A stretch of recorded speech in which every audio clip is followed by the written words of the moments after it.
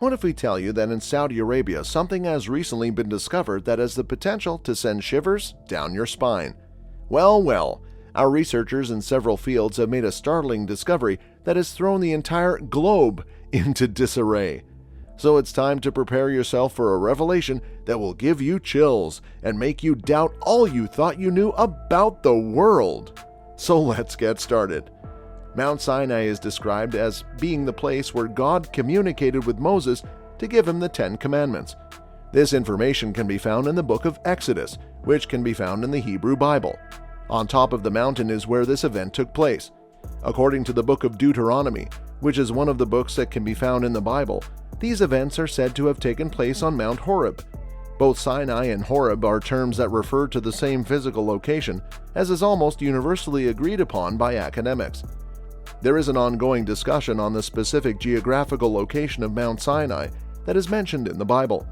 When it came to a head in the middle of the 19th century, the debate was at its most intense.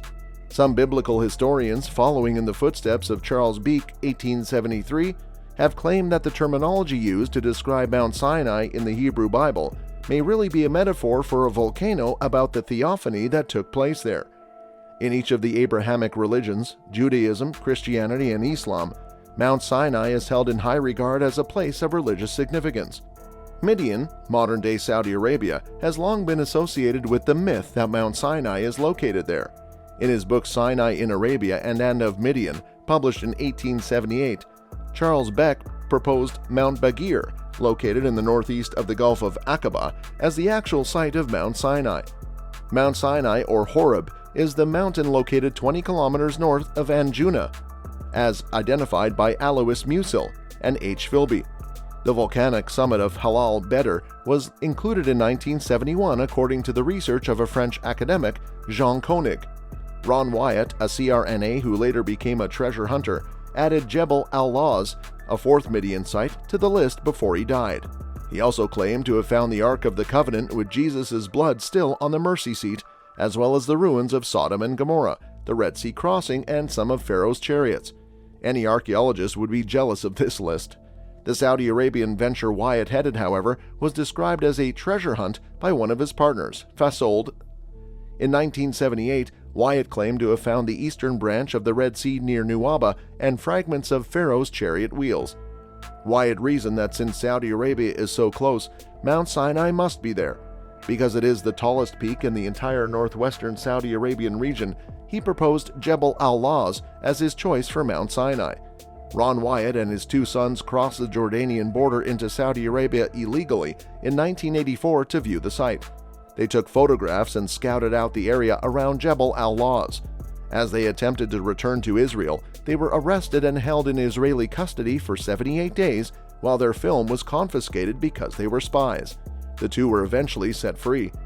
In April 1985, with the help of a specific Mr. Samran al-Moteri, Wyatt returned to Saudi Arabia legitimately. This time he went on a treasure hunt with Samran on the agreement that they would share the profits from any commercial minerals they happened upon.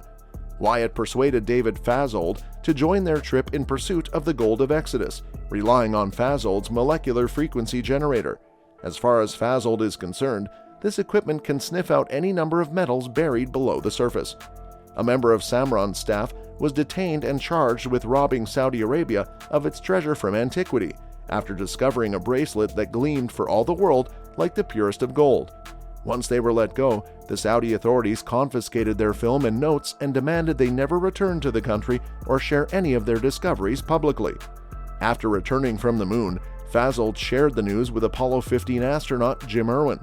Treasure seekers Larry Williams, a commodity trader and occasional treasure hunter, and Robert Cornuke, a former police officer and SWAT team member, were introduced to Fasold by Irwin.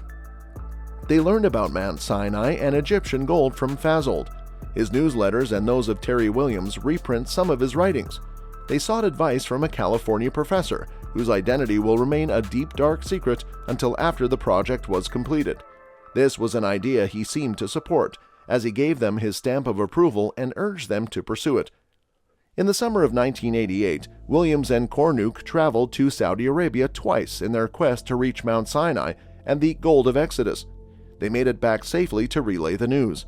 During their travels, Larry Williams penned a book titled The Mountain of Moses, The Discovery of Mount Sinai. The Mount Sinai Myth is a later title for this work. The travels of these two treasure hunters were the basis for a best-selling book by Howard Bloom titled The Gold of Exodus, The Finding of the Real Mount Sinai. Several contradictions are present throughout the book. According to Ronald Hendel, Williams and Cornuke met with a biblical expert from Southern California before their summer 1988 trip to Saudi Arabia. The discourse progressed, and at one point, the nameless academic brought up an interview with Dr. Frank Moore Cross that appeared in Bible Review in August 1992. Now that's what I call an advanced reading hobby. How on earth could this professor have access to the Bible Review issue from 1992 to 1988? In their February 1998 issue, Vanity Fair published an excerpt from the book. Based on these works, The Quest for the True Mount Sinai has been released. The advertising claims that Herschel Shanks, the editor of Biblical Archaeology Review, endorses this film by declaring Jabal al-Lawz is the most plausible site for Mount Sinai. Ronald Hendel, writing in the July-August 1999 issue of Biblical Archaeology Review, gave Bloom's book and video a poor assessment in which he failed to effectively address the arguments made by Williams and Bloom. Tom Beard, the video's creator, responded passionately to the criticism in the November-December 1999 issue of the same magazine. In addition, Herschel Shanks specified his support in a new way. "The comment that has been ascribed to me is mostly correct," he said. "I continued by saying that it is exceedingly speculative to assign any particular name to Mount Sinai. One plausible location is in northwestern Saudi Arabia, near the mountain of Jebel al-Lawz." Bob Cornuke published a book in the spring of 2000 on their experiences in Saudi Arabia. The book's subtitle is The Finding of the True Mount Sinai, and the title is In Search of the Mountain of God. It's a retelling of the other novel's experiences he had with Williams, with a new chapter at the conclusion describing their hunt for the Pharaoh's chariots in the Gulf of Aqaba. Like Bloom, he tends to exaggerate.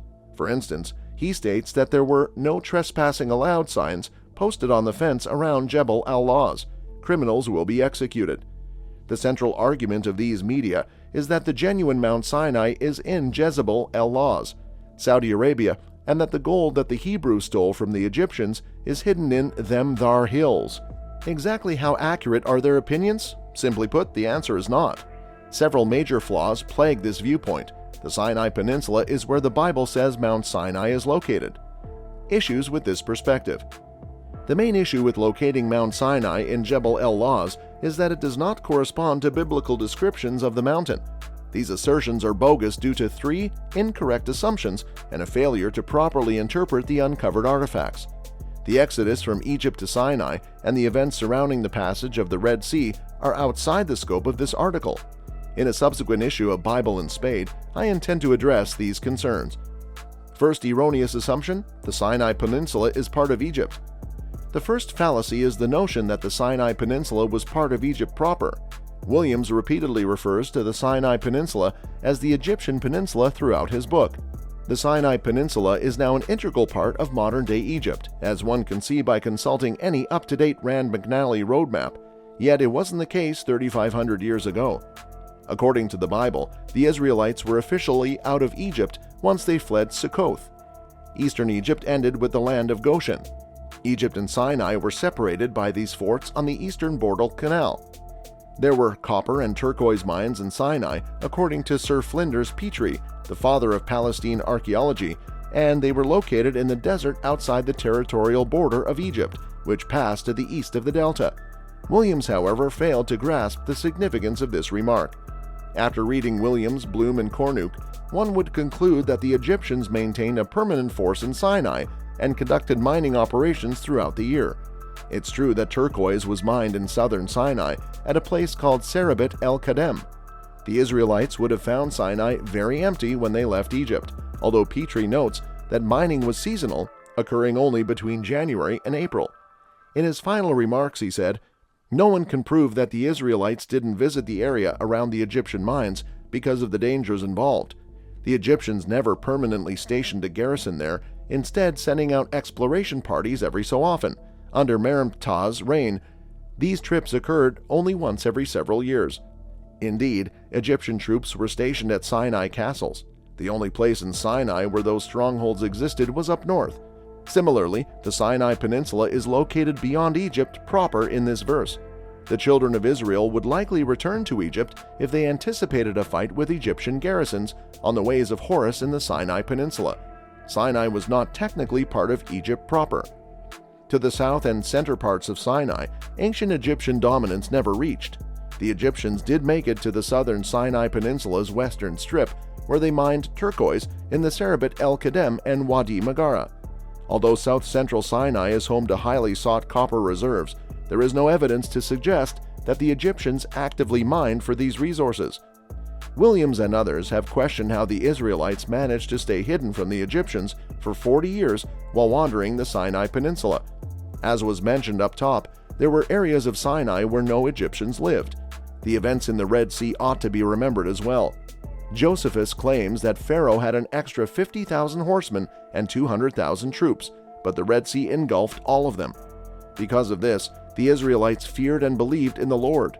Fear and trembling gripped the Philistines, Edomites, Moabites, and Canaanites.